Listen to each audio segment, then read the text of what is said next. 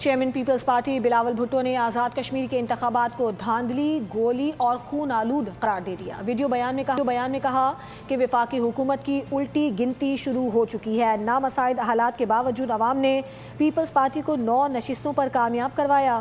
میرپور اور مظفر آباد کی چوری شدہ نشستیں واپس سے دلائی جائیں گی۔ بلاول بھٹو نے 4 اگست کو مظفر آباد میں نون لیگ کی سازش ناکام بنانے کی اپیل کرتے ہوئے اعلان کیا کہ وہ 10 اگست کو پونچھ پہنچ کر ضلع باغ میں جلسہ کریں گے۔ پیپلز پارٹی کبھی میدان نہیں چھوڑتی۔ ہمارا حق حاکمیت، حق ملکیت اور حق روزگار کا جدوجہد جاری رہے گا۔ یہ تحریک کشمیر اور گلگت بلتستان کے پہاڑوں تک محدود نہیں رہے گا۔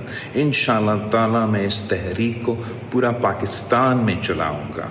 اور میرے مسلم لیگ نواز کے دوستوں کے لیے جو پیغام ہے وہ صرف اتنا کہ آپ کو وہ آواز سنائی دے رہی ہے، ذرا غور سے سنیں۔